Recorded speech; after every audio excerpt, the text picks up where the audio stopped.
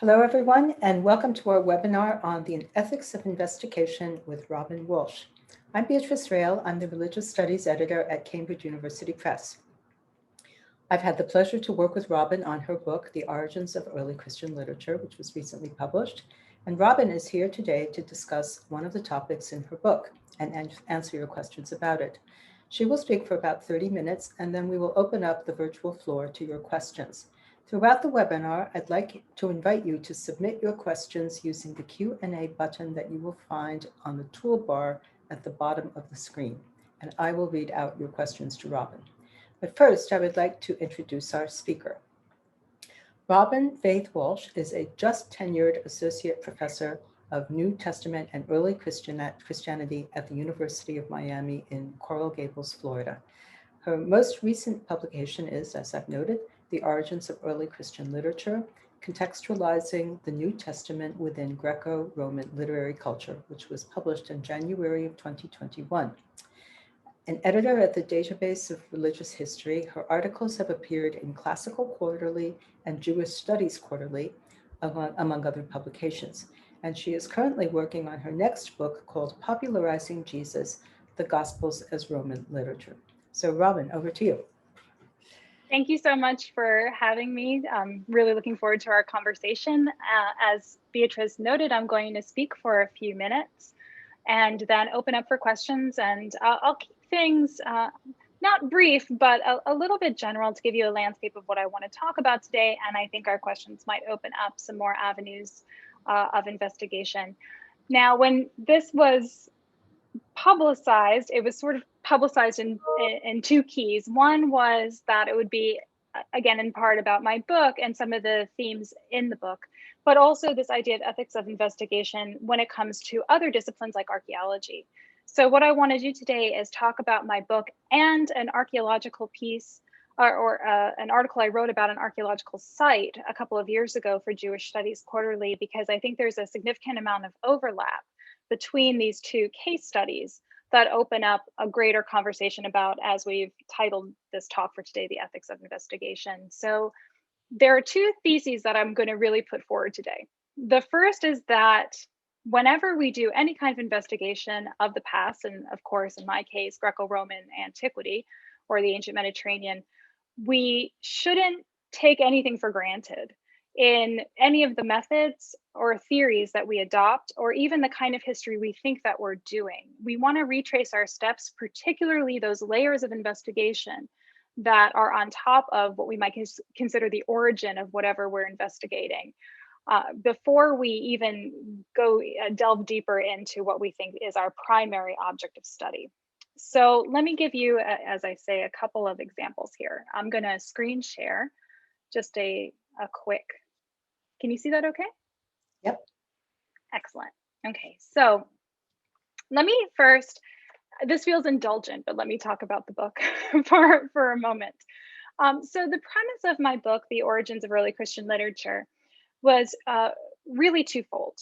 First, it began with the question of why do we tend to treat early Christian literature differently than in other areas of the academy that studies ancient literature? So I'm thinking here about, for example, classics. And why I see them being treated differently is because we tend to talk about the Gospels within the field in terms of community. And so I can say something like the Markan community, Matthean community, Lucan community, just thinking about the Synoptic Gospels. And right away, that may sound familiar to you. You may have some pre-knowledge, regardless of your disciplinary background, in this idea that the Gospels represent the viewpoints of a community in terms of their authorship. That usually gets exercised within scholarship by talking about, well, let me take the Gospel of Matthew, for example. Why does it seem that Matthew has certain language that sounds like there's conflict with Jewish communities? Well, it must be that the Matthean community was once part of a synagogue that has broken away from that synagogue tradition and established itself as its own offshoot of Judaism. And so therefore there's conflict within these communities. And that's why you see a some rhetorical language that seems to represent conflict. So this idea of community framing the decision makers of the decisions made by an author and the content of the Gospels, to me, seemed rather odd. The example that I give early on in the book is that we don't talk about, say, Philodemus's communities or community or Philo's community in the same way we will talk about, say, a Markan or Matthean community when it comes to the gospel. So I wanted to investigate this idea of why they were treated differently.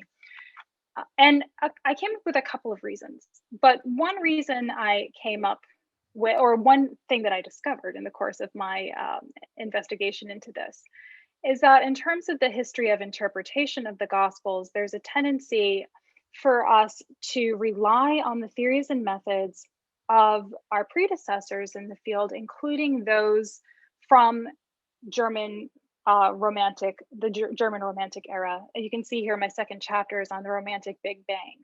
And I focus on German Romanticism for a few reasons that I'll get into.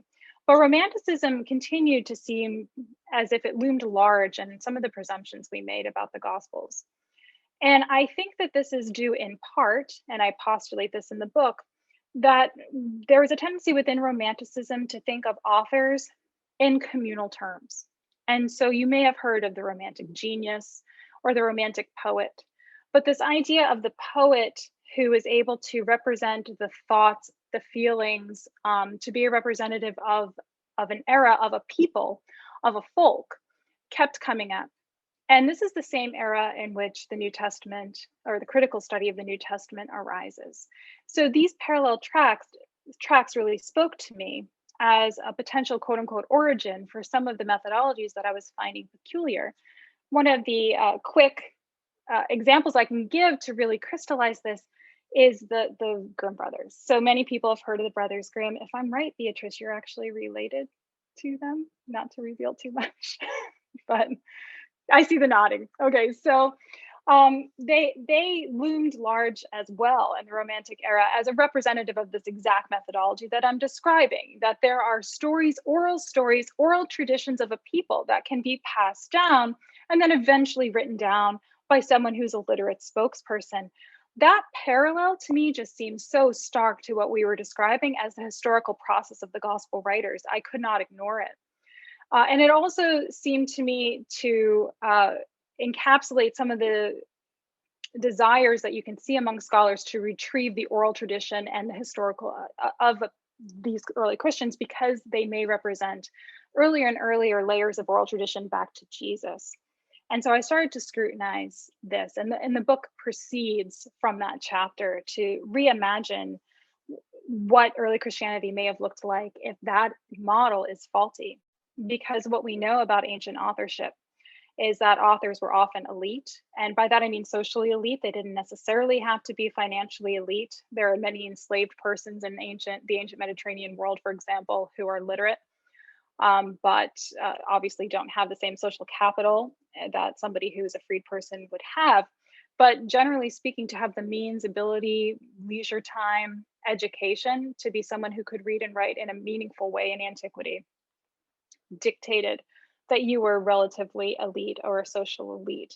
And the networks of people who would be involved in that kind of activity were relatively narrow as well, just thinking about how publication worked in antiquity.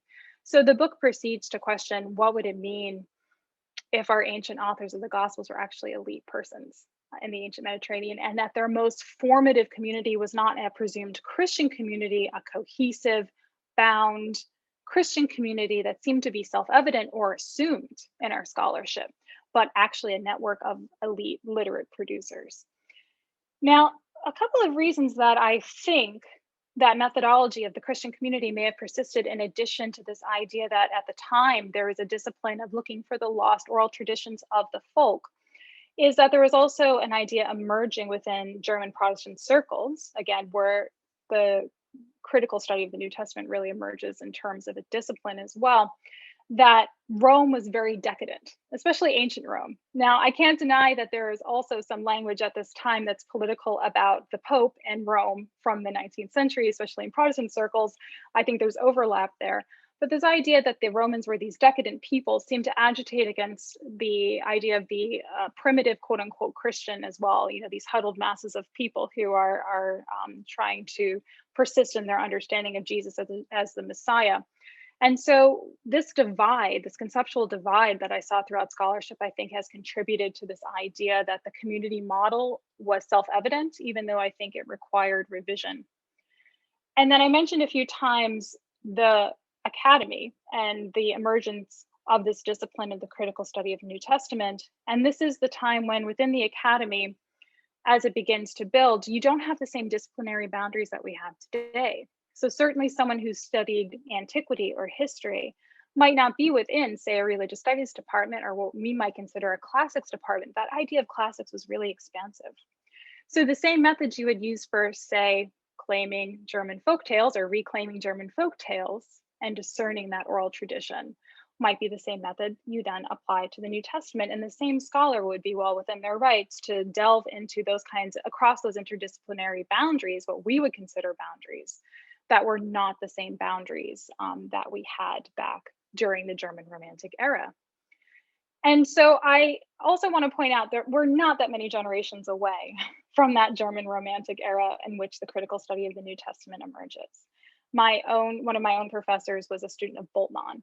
And so these generations, I'm only 2 or 3 generations removed from these figures myself. And there's a persistence again in the methods and the training, the professionalization that we receive in the field that we can tend to take for granted, that the methods that have been handed on to us, that we've been trained so stringently and adhering to, they're difficult to shed. And they're difficult for us to challenge sometimes, even again, conceptually, because they just seem so taken for granted. I also think that the specter of World War I and World War II hangs here. And I think that we have not done enough, at least in my opinion, in the field, although some have. Suzanne Marchand comes to mind in this particular observation, but how have those wars and the political situations of those wars impacted our understanding of our methodologies and our interpretation? There's also some things I could say about literary theory in the mid 20th century that have impacted us too, but I'm going to bracket that for now. Now, so that's the premise of my book.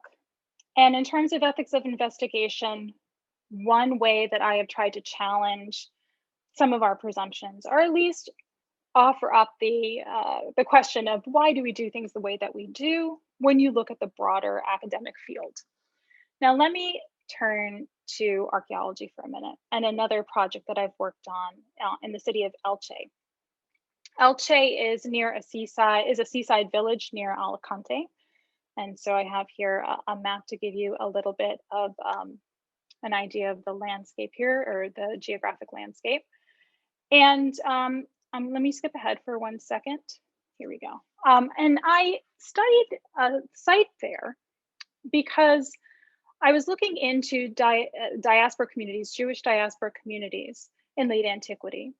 And there was this apsidal building in Elche that the locals have heralded as the oldest Christian basilica in Spain, but had a very peculiar mosaic floor that was rectangular, that did not include the apse that you see here. That also included, let me go back, a number of inscriptions that, again, not to belabor the point too much or get too deep into the weeds here, but these inscriptions were the kind of inscriptions that were found elsewhere in the diaspora for Jewish synagogues. And the excavation history of this site was a little bit odd. It was excavated in 1905 initially by some French and Spanish archaeologists that were more or less hired because it had been initially excavated by amateur archaeologists in the region. The inscriptions and the mosaic itself were then covered, but then uncovered again in 1939 under Franco and by figures who had been appointed by the Third Reich to look for sites of national heritage. When I went back to look at this site, it was mostly because I wondered, could this have been a synagogue converted into a basilica? In part because we have, I think, 11 examples of that happening elsewhere in Spain in late antiquity, not including what we know from sources like Severus of Minorca, of events happening in Minorca and Majorca off the coast of Spain. And so I thought, well, the polychromatic carpet, the lack of clear iconography that is what we might call Christian, these inscriptions that have been found elsewhere in the Jewish diaspora, is there a chance this original mosaic, this rectangular mosaic, was part of a synagogue that was later converted into a church. Would not be odd for Spain. Now, notice in this map, and this layout of the site was in a publication from the 1940s. See that blank space on what would be, I think, your left-hand side on the mosaic.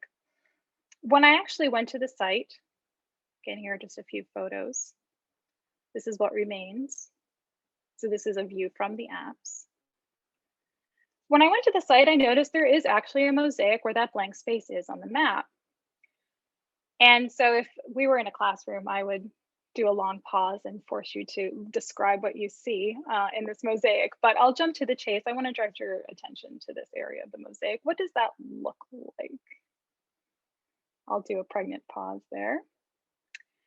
To me, I started to wonder, does this look a little bit like a menorah? And you can see here, it's in an area of the mosaic that's very different from the rest of the mosaic. It's clearly a repair.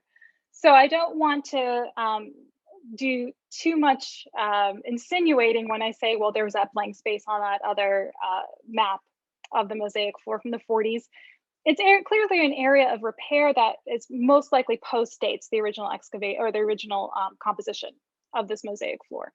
But I found it very curious that this particular figurative motif appeared in the mosaic, in addition to all the inscriptions that had terminology that seemed to correspond with what we find elsewhere in diaspora synagogues. I looked everywhere. I tried to figure out what decorative motif this might be. Is it trying to imitate opus sectile like the rest of that repair? It does not. Does it look like any other figurative motif that I could find anywhere else? And I went through so many of these catalogs of late antique mosaic motifs. I could not find anything that it looked like other than possibly a menorah. So I decided that I would have to go back and look a little bit more at the excavation reports.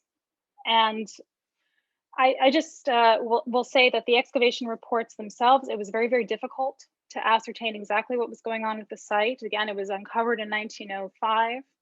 The archaeologists on site disagreed about their findings. It was very difficult. They repositioned things at the site so that it was more presentable for anyone who wanted to see it as more of a tourist site, and then it was covered up again.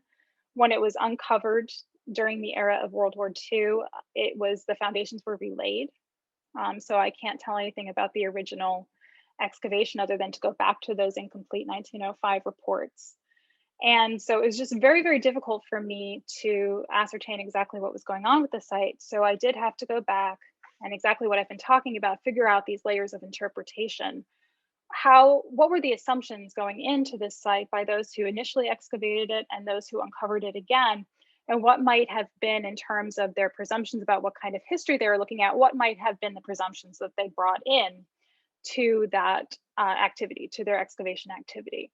And so while I'm not here to make any claims about anybody's political affiliation in terms of their motivations for doing any kind of archaeological work, I couldn't escape that this was uncovered during a time when there was a concerted effort to find sites of national importance and national history during World War II, and also that many of the people who were appointed to those positions not only were appointed by the Third Reich, but also specifically Catholic, which was the religion that was being supported by the institutional structure at the time. Now, subsequent reports, this one is from the 90s, has included the figurative motif. And so it's not that this has been entirely obscured, but I did have to go on site to actually uncover it, or to even raise the possibility that this could be a menorah, because it was something that was being not going undiscussed in literature and scholarship that was being produced in Spain at the time. I went back to try to figure out, had it ever been on display elsewhere? Was it more complete at a different time so that I could confirm, is this a menorah or not? With my assumption being that if it is a menorah, between that and the inscriptions, that it would confirm perhaps the theory that this rectangular building that had an apse added later on was at one time a synagogue. But as you can see, it wasn't in a much better state of preservation when I could find images from when it had been taken to Madrid and presented at a museum there. I think this was sometime in the 1980s. And here's a nice image of it being uncovered in the early to mid 20th century, again, with people coming to take a look at it. So all of this leads me to a couple of takeaways when you think about these two, again, case studies between the book and this archaeological site. The first, when it comes to what I tried to accomplish in the book, is that there are, again, these layers of interpretation that we want to be very clear about the motivations of those whose testimony we're taking, whether it's on something like an archaeological site, or in the case of the book, a methodology or an assumption about the landscape of early Christianity. We want to be very critical about that, which may seem like a self-evident point, except that we also have to have a certain self-critical measure that helps us try to understand what the motivations might be and representing a certain kind of history in the way that we do.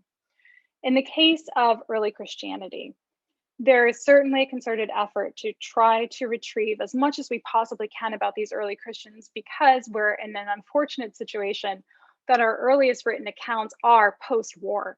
They, other than the letters of Paul. And Paul, of course, for those who have read his letters, is very not interested in historical Jesus in a way that we later see with the Gospels. He's much more interested in the figure of Christ. And so we're really left in a bind if we want to know what the landscape of early Christianity really looked like.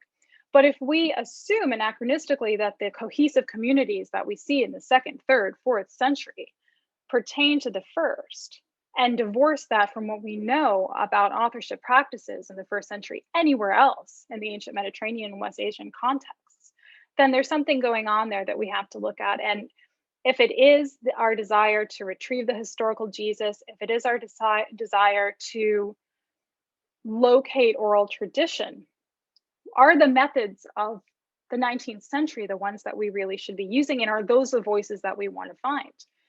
There are lots of scholars, Candida Moss comes to mind, who are working now on, if we do imagine a different authorship community that is more formative for the gospel authors, that is an elite Roman one, within which a community might not, everybody might not be Christian. You may have people who are not Christian who are just interested in the subject matter, who are within the intellectual circle of an ancient author. They're most likely using enslaved labor to produce those texts. Now, what does that mean for us? And what kind of voice can we retrieve? What kind of oral tradition might that represent? Rather than the one that just imagines, again, the cohesive Christian community and this desire to go back to the historical Jesus. What does, in this case, the Protestant Revolution and Protestantism within Germany, for example, mean in terms of our presumptions about Rome and our presumptions about the possibility that early Christians were, in fact, quote unquote, Roman, and representing all of those Roman virtues, that including the virtue of paideia, which is otherwise schooling, ancient schooling, which is otherwise really dismissed in some of our early Christian sources that advocate things like the logos, the word, or sort of a natural, innate knowledge over a learned kind of literacy. What kind of presumptions are we making if we take that uncritically as well? So these things I think we have to hold in tension when we look at ancient literature. When it comes to archaeology and this case study of Elche, a few things. We have to understand that any of our acts or the acts of those before us are not politically neutral. And so just having an idea of the context and going back over the landscape of who is actually doing this interpreting and what those motivations might be of those actors, I think is very important work for us to continue to do or to consider, to make sure that we trace our steps, as I said at the beginning of this talk, and to understand that even seemingly well-intentioned motivations like national pride can be thorny and can result in maybe not our best methods for making sure that when we're doing history, we are actually looking at historical context and not, again, making presumptions about what kind of history we expect to find. So I think that's a good place. That was almost 30 minutes, so maybe a good place for me to pause. I have a few more images from the site at Elche, and I can call those up if we need them as the questions dictate, but why don't I pause there? But that's a basic overview of what I wanted to get at today. So we have no questions at the moment, but so I'll just get started with a few questions of my own. Do you think that the study of artifacts in archaeology can inform our work and methods in the study of ancient writings like the New Testament? I think that when we do consider those kind of interdisciplinary boundaries, what it can do is actually expose some of the problematic methods, like I was talking about before.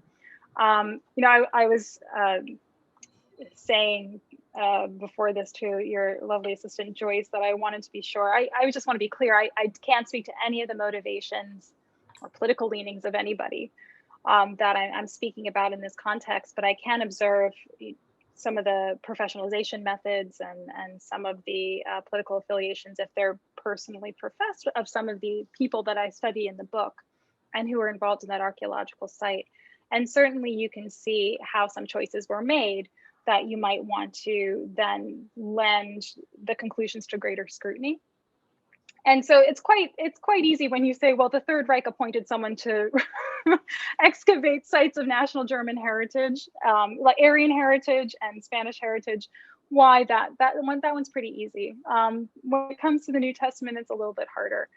And so at least you can understand, well, if the Academy emerges, the Academy produces this critical study of the New Testament in an era in which some of these other methodologies are being deployed by the same scholars. So the same scholars who are working on German folktales are also working on the New Testament. There you have a little point of rupture that you might want to do a little bit more investigation on how methods could be problematic, or at least motivated by their time and place. Any risks to interdisciplinary work? Oh, that's a dangerous question. I think that it's not just enough to do theory or to employ a method. Now, certainly there are stages in our careers and times when that is what we want to do. And certainly too, when we're being, again, professionalized, we're called upon to write papers, or there's certain structures to articles that we have to present in certain ways, that those expectations are clear. But I think to say I can apply a certain literary theory or a certain oral tradition theory or a certain kind of methodology to the case study of the New Testament without justifying that in terms of the historical context, that can be very dangerous. I mentioned just in passing literary theory. One thing I talk about in the book is how has the death of the author movement and Foucault and Derrida and that conversation impacted the idea that the community authors texts. And so I don't think that New Testament people who study the New Testament are necessarily thinking that Derrida answers, everything for them. But it's very tempting, right, to look into literary theory and say, oh, well, death of the author helps crystallize what I'm talking about in terms of the spokesperson representing the early Christian community, when those methodologies don't necessarily have anything to do with one another if you're not looking at how literature is actually produced or written in the ancient world. So I think we have to be careful and how we deploy this idea of interdisciplinarity. We should absolutely do it. Absolutely, I think it's helpful. But if we were really going to scrutinize this concept of origins, I think we have to be a little bit careful about not just doing theory. Right. It strikes me that the critical study of the New Testament is a relatively young field. And do you think that this by comparison with other areas of the academy, do you think that this poses unique challenges to scholars of the ancient world? Yeah, I think that this is a really young field, and we are, but one that traditionally people who would go into it had a faith-based background, and that certainly is still the case in many cases. And nothing wrong with that at all. But I think that there's increasingly people who come from historical critical backgrounds solely, who are looking at these histories of interpretation and have reason to again scrutinize them. And so I'm excited about what we can do. Imagine, again, I want to be careful. I don't want to sound pompous or anything, but imagine if I'm correct that the early Christian author is not a spokesperson of their community and are actually in literary networks that are far more circumscribed. So one example I give in the book is I follow the work of Ulrike Roth on this question of the Satyricon. I do think it's 2nd century, and she's made an excellent case that it's someone within Pliny's intellectual circle. So in the book, I suggest there are so many themes in the Satyricon that are also in the Gospels. 3 men crucified and a Roman soldier set to guard them, and that man comes down off the cross, and then there's an empty tomb. There's a funerary meal where someone suggests that he's going to divide his body up after his death and feed it to his banqueters as part of his testament. There are so many themes in the Satyricon that suggest to me that there's someone there who's at least aware or satirizing possibly Christianity, but Ulrike Roth postulates that this person's within the intellectual circle of Pliny because of some other evidence elsewhere in the Satyricon and also in Pliny's letters, the same Pliny writing to Trajan about the Christians. So imagine that's your network, not the huddled masses of primitive Christians, hiding from the Roman persecutors, but actually Romans themselves who are curious about a Galilean peasant from these far-flung places in the empire in this Judean context, right after a war with Judea, when people may be more interested in the Judean people. And that person, as I talk about in the subversive biography chapter in my book, which is something I co-authored with David Constan earlier on, what you have in Jesus in the Gospels is a figure. Previously, you would have great generals or emperors or statesmen, biographies of these great Roman and Greek figures as the subject of biography. Alexander the Great or somebody like that would be the subject of these biographies. And now all of those figures have been displaced by the complete opposite person, unless Jesus were a woman, but otherwise the complete opposite figure, a Galilean peasant who is persecuted by the Romans. And so as a foil to Roman activity in the imperial period, you couldn't have a more subversive biography than that. So it just opens up so many possibilities of what are these Gospels for, if they're not just about recording oral tradition or the thoughts or concerns or controversies within early Christian communities. And I think that's really exciting. So we have a couple of questions that have come in. Tyler Lang has asked 2. And the first is, I was wondering whether you might give a specific example of how these scholarly commitments or time-bound contexts inform interpretation of a New Testament text. So, I mean, a specific case would be the presumption of oral tradition, I think. And the desire to retrieve the primitive Christian in a way, and when I say primitive Christian, I'm actually using terminology from the German scholarship. The idea of the primitive Christian comes from that context. And so there's a desire to retrieve this primitive Christian who ends up representing that historical Jesus figure, but also representing a very, as I say before, cohesive view of Christianity, that Christian context is presumed within that text.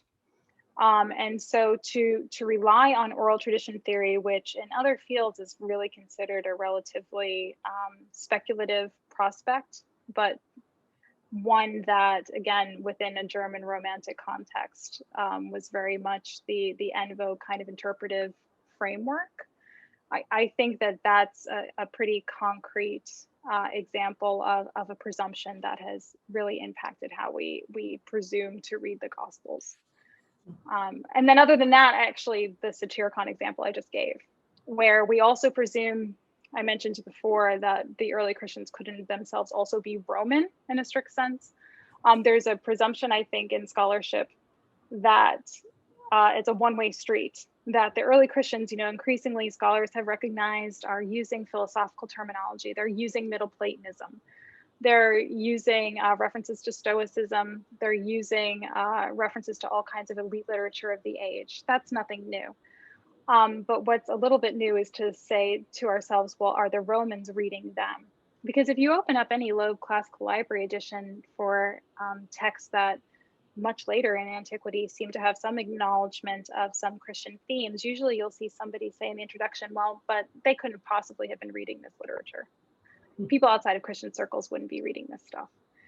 And I don't think that's the case. So our presumption of this insular kind of context to me is the thing that I want to be really cautious about, because those presumptions of oral tradition, of the primitive Christian, of cohesive community, to me are themselves the things that are concrete examples. And so if we do broaden our scope and look at material like the Satyricon, I think we might be surprised to see that those themes are much more widespread, and that there is more room for that kind of community that might be more of a readership community or an authorship community that doesn't presume that everyone involved is Christian. And the second question is, how are you transparent about your own political commitments so that future researchers find them legible? You can't possibly assert that they don't inform your interpretation. No, absolutely. I talk about that a lot in the book, because I'm very concerned that the early Christian context for authorship that I described just sounds like a bunch of academics. Because if I'm saying that, oh, well, it's a bunch of elite cultural producers who have had a lot of schooling and who just talk to one another, that sounds like school to me. That sounds like graduate school to me.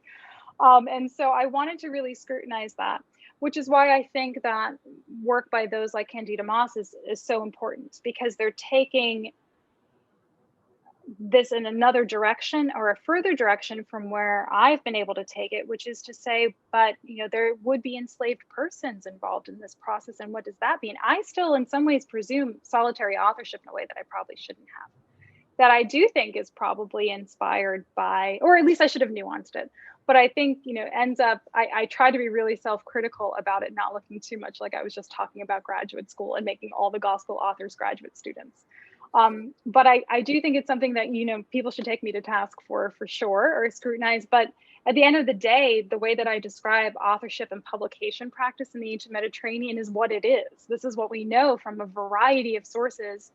And that kind of elite production is not exactly a mirror onto higher education today, but there are still practices in terms of just even procuring something like papyrus to write that I think we have to acknowledge is the case. So I tried to write that line very carefully. I also tried to be very careful in the book.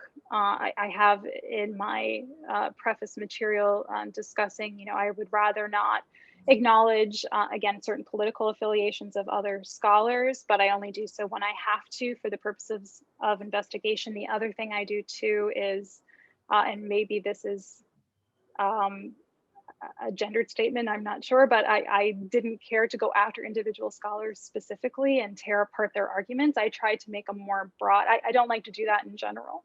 So maybe I'm socialized in that way, but that's certainly something someone may go back at the book and say, well, I can tell that someone socialized in a particular way, wrote this in a particular method. So I didn't quite tear apart anybody's argument. I spoke in broader themes.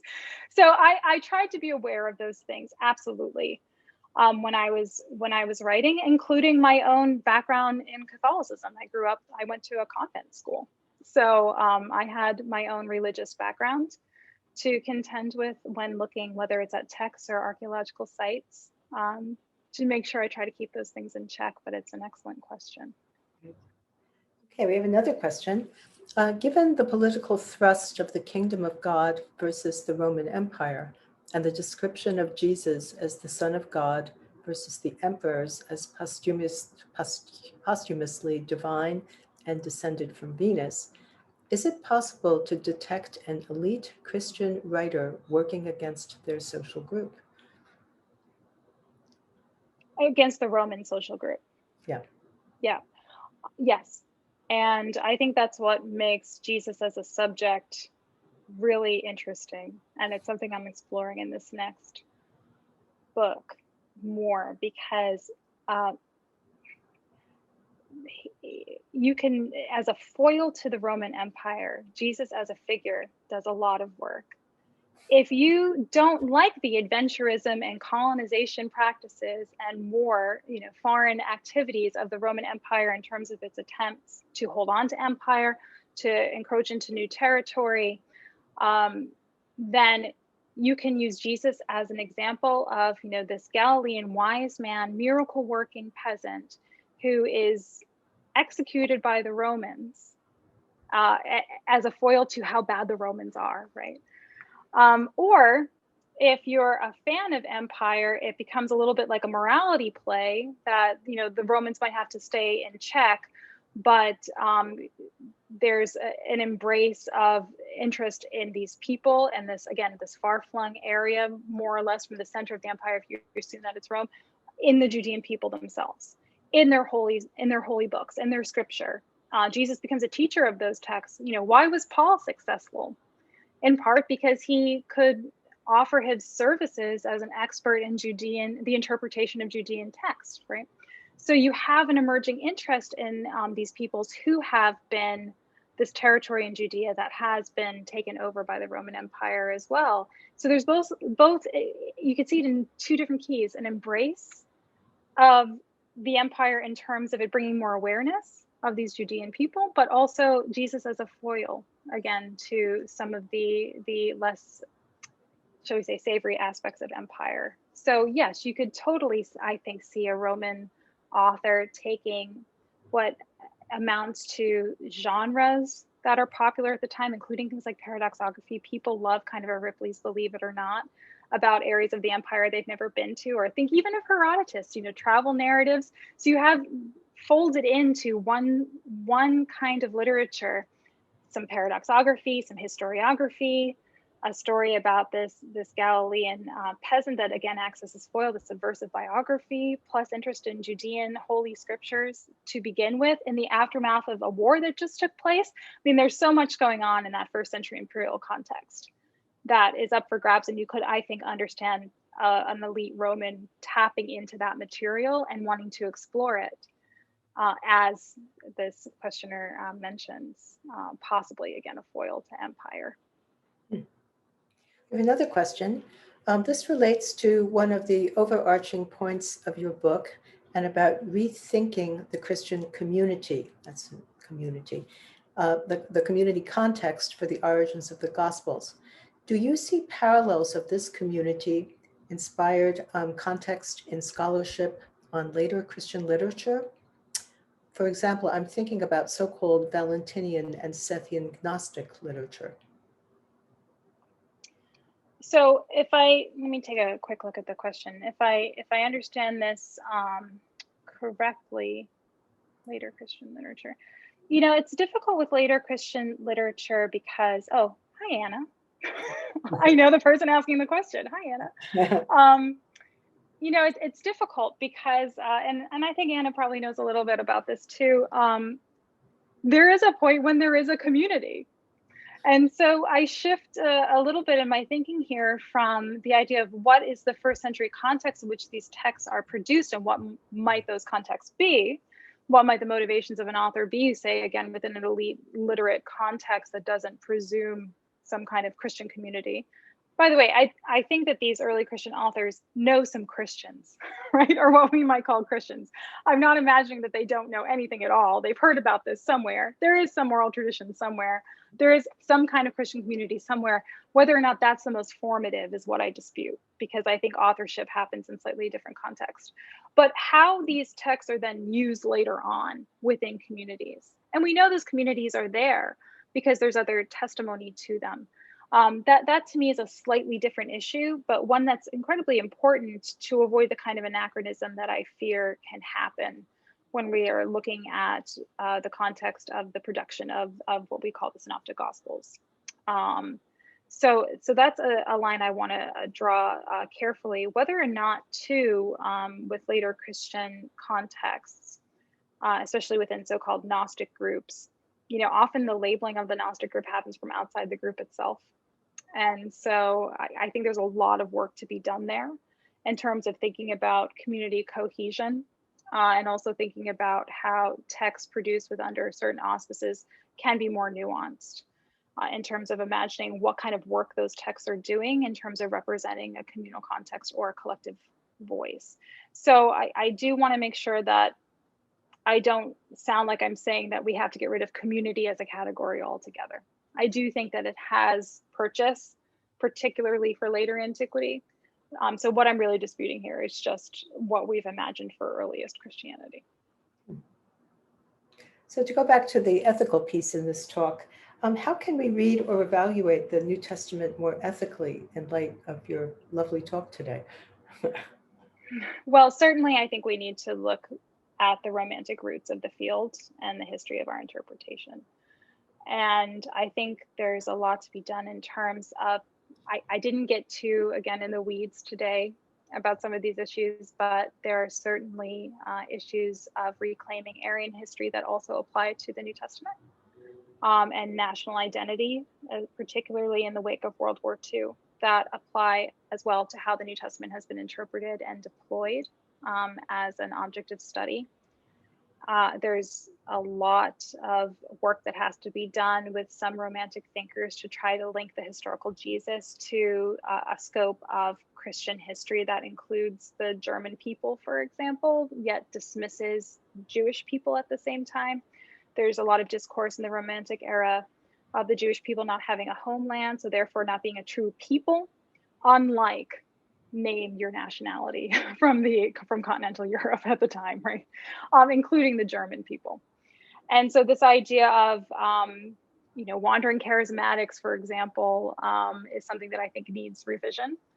I think that there are just a lot of areas of interpretation from that era that we want to just make sure the figures that we herald as fathers of the field, and in this case, fathers is an apt description, but these figures that we herald, we should look at other things that they've written. We need to make sure, and I know a lot of my young graduate students are not going to like to hear this, you have to learn German. I know Anna doesn't want to hear this either, because Anna helped me with my Fraktur when I was working on this book. But we have to be able to read the scholarship and not just read what someone else has read earlier on and written about and assume that we have the whole picture. Because if you do understand what the motivations might have been, one person I talk about in the book is Thomas Jefferson, who created the Jefferson Bible. And his entire premise was a very romantic one, post-Enlightenment one, which is Jesus couldn't have done all of these miracles. Like that doesn't fit at all. He probably didn't quote the Hebrew Bible as much as he is attributed to him. He was just a great philosopher, a moral philosopher. And so Jefferson literally went in and just ripped out anything to him didn't sound like Jesus's moral philosopher. So Jesus emerges as a figure that looks like Jefferson. Back to why I try to be careful not to make my gospel authors look too much like graduate students, because this project did emerge from my dissertation. But, those kind of motivations, they're there. And yeah, we have to identify them in ourselves. But certainly when we embark on any of these kinds of projects, we want to just make sure we understand how things like anti-Semitism and racism especially can attend some of the presumptions we make in the field. And I think there are a lot of examples that come to mind. The other thing too, I just want to make sure I keep archaeology in tension here, is there's been a lot of great work out there. Brett Nongbury comes to mind on the history of the manuscript trade. And this continues to be a hot button issue, but how we compile the text that we call our source material. What manuscripts are being used? How are those manuscripts found? There are a lot of narratives that can emerge about how certain manuscripts are discovered, and a lot of excitement, say, in popular media about all the lost words of Jesus have been found, or trying to date manuscripts earlier and earlier than they should be dated, out of this kind of this hope that we've found, again, more and more evidence, because we're so thirsty for evidence from that early first century context. And so there's ethical issues there as well, to make sure we understand, as Nongbury points out so beautifully, there are a lot of motivations for both seller and buyer in that situation, for manuscripts to be much older than maybe they are, or to be found in much more romantic context than maybe they were discovered. And so we're all susceptible to that narrative. Nobody escapes it. And so I think we just want to be careful, whether it's in our interpretation of text or in our archaeological endeavors, to understand context as clearly as we can. We have a question from Emily Schmidt. Emily! How do you see these How do you see these issues of investigative research affecting the way that we teach non-major undergrads or the general public about early Christianity and early Christian literature? That's such a good question. Pedagogically, it is really challenging because often students come to our classes with a lot of pre-knowledge. And so in a sense, they represent exactly the kinds of presumptions that I am cautioning about, that they're looking for something very particular about Jesus, or very particular about the historical context of Christianity that can be a little bit difficult to let go. And I've had these conversations quite a bit with my students, especially if they come from a faith-based background, because it can be initially a little bit upsetting to discover, well, that there are no autographed copies of the New Testament. And so this thing is compiled in the first place. And even the translation that you're reading, it doesn't look like the Greek actually. The Greek says something different. And what does that mean? And, I just taught a course on Paul, which is very thorny. And so I think the important thing is to let students, what I ask them all the time when I present this material, or I challenge the idea of Christian community or oral tradition, and that's initially difficult to process, is, and it's going to sound a little harsh, but I don't mean it in that way, but why does it matter? So why does it matter that you know the exact words of Jesus? And then from there you can deconstruct, well, even in the first instance, Jesus is speaking in Aramaic as best as we can tell. Our earliest sources are in Greek. Right there, you have an active translation. And what does that mean? If it's not a Christian community that's authorized, doing the authorship work of this text or determining its content, does it matter if, according to Plutarch, that doesn't actually matter. There was no Google in antiquity. You did the best that you could. And if you got the feeling across, that was good enough in a biography, because nobody's going to go to the territory and double check. Nobody's going to Google fact check you. So, in antiquity, their standards were different for what history was, or what standards of truth telling were. And so that's an interesting problem to present to our students as well. The more that we can ground this material in the first century and the second century, depending on our subject matter, and really understand what our source material is telling us about what is motivating those actors, that is the act of history, which is separate from our personal interest in these things. And so the more you can ask that question, why does it matter to you if it's different than your assumption, I think the better off that we are pedagogically. So one last question. Where do we go from here? How can scholars build on your research? Or what new research questions have emerged?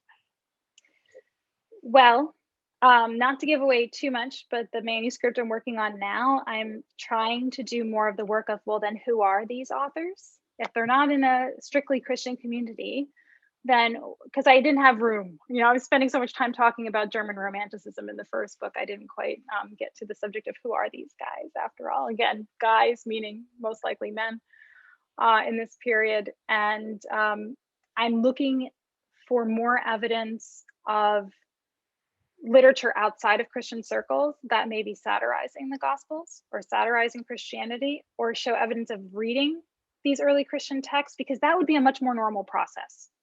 Rather than, again, the Christian community hiring a spokesperson to write down their thoughts and the teachings and oral tradition, if it is actually a creative author writing these texts with some source material at their disposal, but in conversation with other elite writers of the era, you would expect someone outside of that ambit, that Christian ambit that we imagine, to be interacting with this material. So I like the Satyricon example. So I'm looking for more examples of that. That's a vast amount of work there's a vast amount of work to be done there, I think.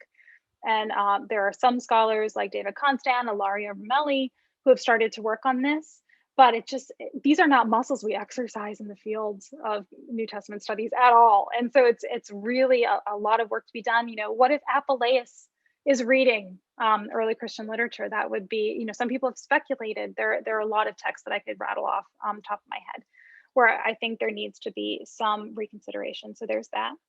I mentioned a couple of times the work of Candida Moss. She just had an article come out thinking about, well, what if literate enslaved persons are involved in the production of this material? does that mean? And thinking about ethics in terms of retrieving lost voices as well. Can we find evidence of those persons in these texts if they're a part of that production process? There's a lot of great work to be done there, I think. So the more we can scrutinize publication processes and authorship processes, I think the better we are in terms of grounding this material within a literary and historical landscape that is less aspirational for what we would hope early Christianity, that landscape of early Christianity looks like, and somewhat more concrete. So in a way, our disciplinary boundaries, as I mentioned early on, were much more flexible when the field began, that doing classics meant you could work in any field of historical investigation or philosophy. I often reference Nietzsche to my students. He was a Greek professor, before he was a philosopher. So you could work in a variety of fields before we really had disciplinary boundaries. But the more that we can talk to our colleagues in classics and other areas of ancient studies, I think the more we can try to figure out how to situate these gospels in a context that is less about, again, our aspirations and more about what we know about historical production of texts and literature. Well, thank you so much, Robyn. This was an absolutely fascinating talk. I certainly have learned a lot. I imagine all of those who've tuned in have done so. So thank you again so much for participating in this webinar. Thanks. Bye. Bye.